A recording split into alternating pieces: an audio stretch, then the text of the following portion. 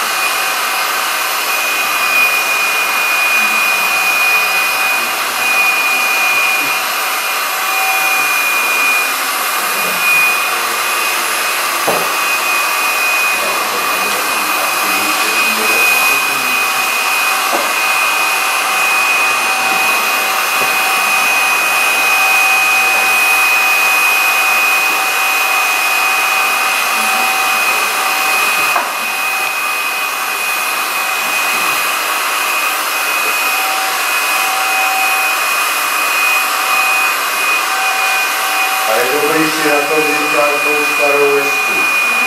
Takže odteskl ten rozstavený od střiky.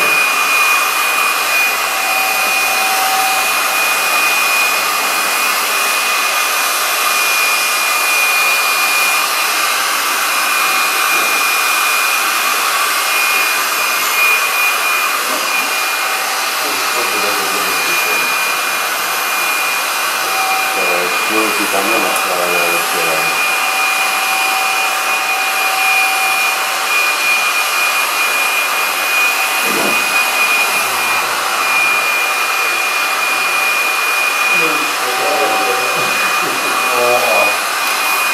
hotovo po legraci, jo.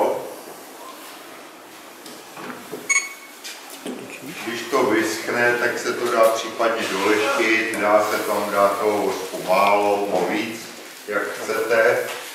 A tady jsem měl ještě někde, už běží, jo. A tohle to je tungový olej a karnauba na vrchavě leštiny.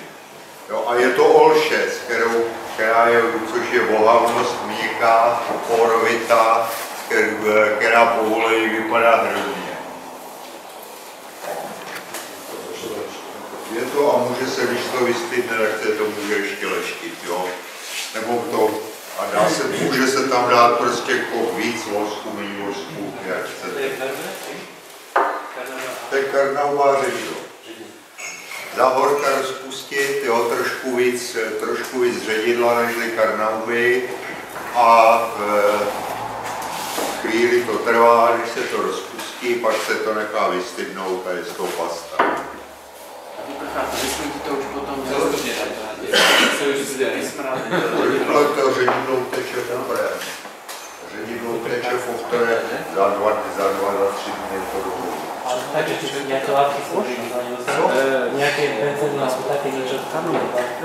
Složilo taky, jo, ale ty vosky, ten vosky, ať je to každý vosk se rozpouští blbě v tom, co je nepolární, čili chce to hydrofobní rozpouštědlo, jo, a rozpouští se vždycky blbě.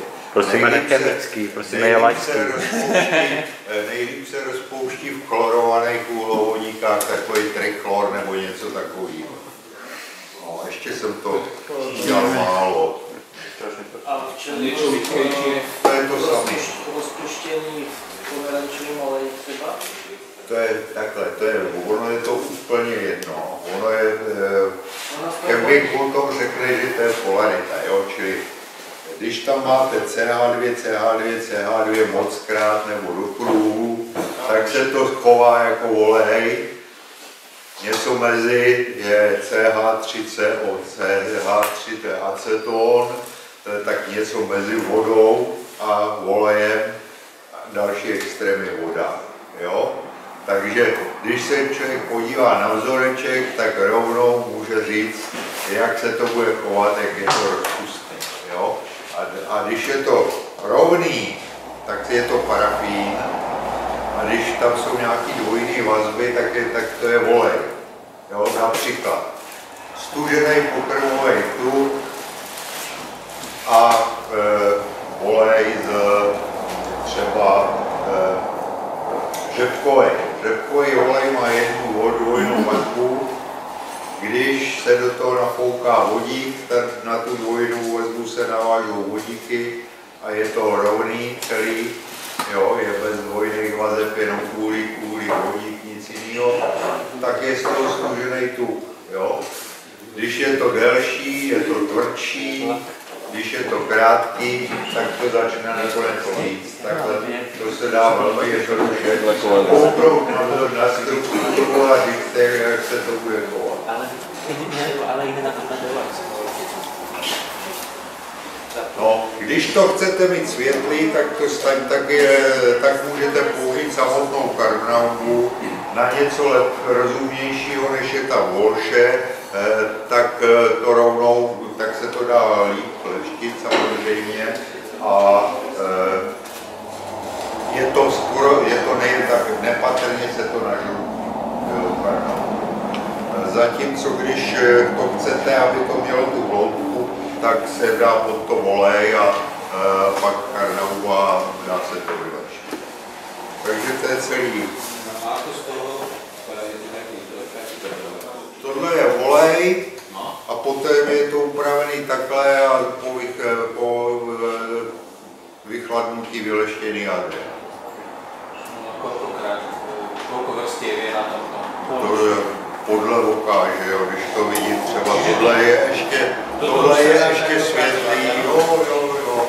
Chvíli to, když to hřeju díl, že jo, natáhnu to na tom chvíli, dál to dostávám, můžu to hřát díl, tak se tam toho vosku dostane víc. Ale jedna vrstva, ale je to tohle je to obojí je halošen, jo, akorát na tohle je nejdřív olej, a pak takhle karnauba. On myslíte, že to vrstva toho vosku byla iba jedna? Ten povrch je karnauba.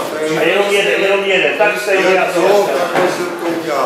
takhle jsem to udělal a rozleštil, jo. Čili když se to udělá a když se to nepovede, tak se to může ohřát znova natřít a tak dál, jo. A ještě takto? Je to rychle a... Že by se dá ještě začínat tímto trením za Dčko. Tento je... Že by Jo, samozřejmě z včely, úplně stejné. Ale nie, či aj tento, napriek tomu, že je taký tvrdý, je či som schopný dostať aj Andečko. Áno, iba tréning. Málo na nesmíte poležky. Či stačí na Andečko, či to teplota tréning. Jo. Čo to urobí s vodou? Co? Dále vodu. To asi moc nevydrží, jo. Je to v podstatě jako včelí vosk, akorát je to tvrdší, ale sklejší, jo. A nežloupne to, jako včelí vosk, jako ta mezistěnka, co jsem tady nechal běžet, za 2 roky je to hnědý, ale klemavá mes. Tam jde spíš o to, že to dřevo pod tím nějakým způsobem pracuje a ten lák nebo ta povrchová oprava je s tím dřevem nějakým způsobem svázaná. V momentě, kdy začne pracovat to dřevo, ta karnauba je poměrně tvrdá, takže ona vám popraská. V momentě, kdybyste ho možná smíchali s tím včelým voskem a udělali nějakou kaši z toho, tak byste možná dostali to je skoro ideální. Je to pěkný, ale je potřeba dát pozor, protože když vám praskne nebo začne pracovat dřevo pod tím, tak ta povrchovka to nemusí sníst. To je otázka právě třeba těch oken. Ta lazura se používá vodou, ředitelná lazura na okna, silná vrstva se používá s výhodou z toho důvodu, že ty vodáky jsou pružný. že oni dokážou prostě pracovat s tím dřevem a proto tam vydrží. A i tak vidíte, že kolikrát je to nakonec popraskaný. Protože tam to začíná, tam to končí. Jak se udělá prasklina, dostane se tam voda a už to prostě leze dolů. A když chcete reagovat na ty okna,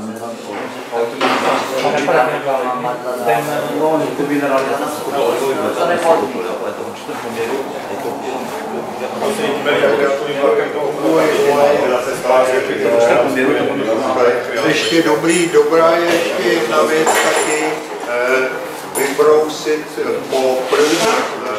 po prvním volejování, oni tam se postaví všechny takže to chce buď po tom prvním volejování buď železorodovou celou vatu, a nebo lepší ještě je tam dát ještě trochu oleje a jemnej šmerdl a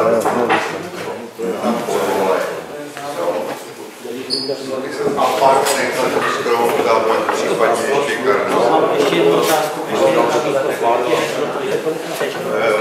To je buď 6 000 nebo 6 600, je to úplně ale z nitrožení to bude taky, akorát to se vypaduje mnoho rychleji, je pohodlný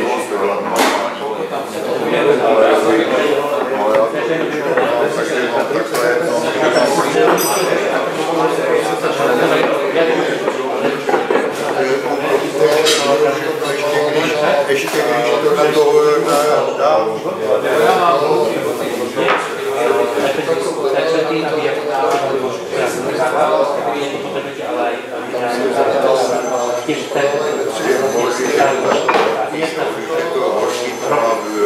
zkazal 23 80, čili to znamená nějakých 100 metrů a to bylo vidět, jak se udělala ta mlha,